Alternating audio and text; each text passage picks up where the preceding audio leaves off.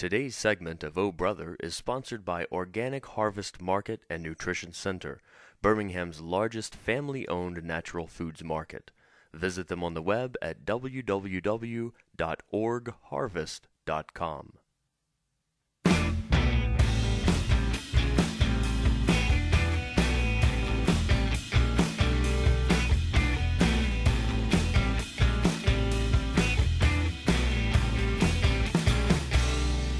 All my brothers are so southern, they'll get up for you for nothing. And another week begins here, to brother. And another off to a good start stumbling week here coming out of my mouth. I'm Will Lochamy along with Reed Lochamy, coming to you from the Brandon Brown and the Country Western Delight Studios.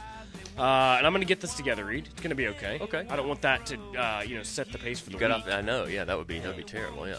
But this is good though. Maybe now people have low expectations for the whole week. Boy, they're just going to stumble through this week. Which That's means what if we they're going to just say. do No, we're not, all right. folks. No, we're not. No, we're not. Will, in your defense, you have been a little bit under the weather. A little bit, but I'm recovering. Went to American Family Care.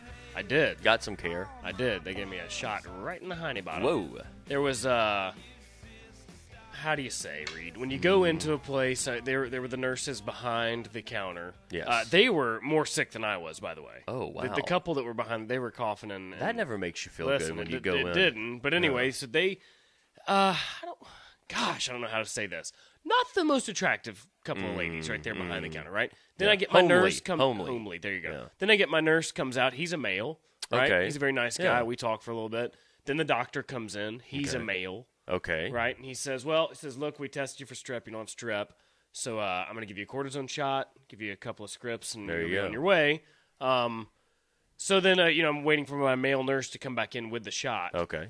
No. They somehow went out in that time and hired a very attractive blonde nurse. Ooh. Who then walked in with a shot and said, okay, Oh, sir, please take your pants down. off. Oh, boy. Yeah. Huh. Awkward. Sick and awkward. Normally that's good when an attractive lady says, please take your pants off. But this is... Yeah, not this time. Wow. Well, listen, speaking of bad news, today we're going to talk about some people who have made some bad decisions. Okay. And here's the whole thing. These are stories that have been in the news lately, and I thought we'd just discuss and say and sort of decide what we think should have happened to these people. And the first one is the reason why we're talking about this. Of course, Will, you are familiar with the whole Brandon Spikes saga. This, of course, is the player for Florida who was caught on national television trying to poke someone's eyes out, basically. Right. Okay. And Almost old news at this point, but still worthy of talking well, we're still going to talk about it. And as a matter of fact, we're going to have Cole Kubelik on later this week to talk about what exactly goes on at the bottom of a pile in college football, which If will be pretty anybody interesting. knows, It's Cole. It's a center. He played center at Auburn, of course. But, Will, so here's the deal. In case anyone does not know, maybe you've been in a coma recently or something like that, what happened was Brandon Spikes caught trying to poke someone's eyes out at the end of a play when they played against Georgia.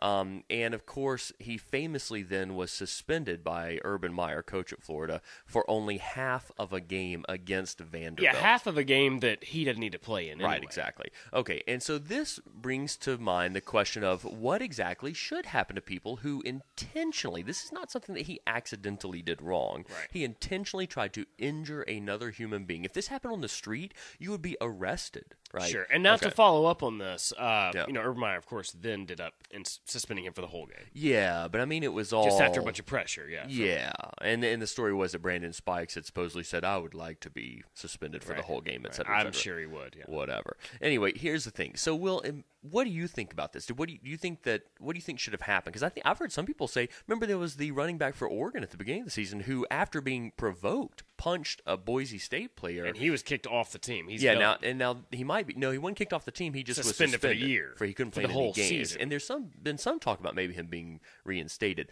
But what do you think about this Brandon Spikes half a game, then 1 game suspension? Well, it's that obviously that wasn't enough, the half a game suspension. Right. But it's that fine line of why is it not illegal on a football field or on an ice hockey rink? Right.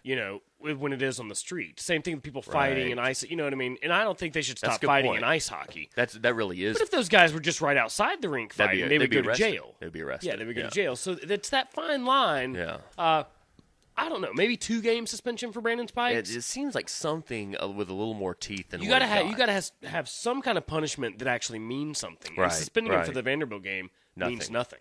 And here's the thing: is that really what by suspending him for so little, or get such a light, punishment, I guess you would say, basically sends the message that, hey, we're as a university, Florida is okay with our players intentionally trying to injure other people. Well, look, the kid okay from Georgia that he was trying to gouge, he came out and said, look, it's no big deal. This is part of it. What is that about? I don't know. Apparently, this is why I can't wait to talk to Cole Kublik, because these kinds of things happen, and it's expected. That's really grabbing really all kinds of parts. Yes, I've heard about it. Yeah, we'll talk. Yeah, Cole's going to fill us in on that. All right, so, Will, this raises then some other questions, like these other stories I found in the news recently. I want to read you a little bit of this. Listen to this. My wife emailed me this because of something that was in the headline, which she thought was crazy, and it is crazy. But I'm just going to read a little bit of the story. It says here, 2 teens wearing Halloween masks exchanged text messages with an accomplice to coordinate the robbery of, and I'm quoting here, a fat kid. Oh. And that was in the headline, by the way. Which is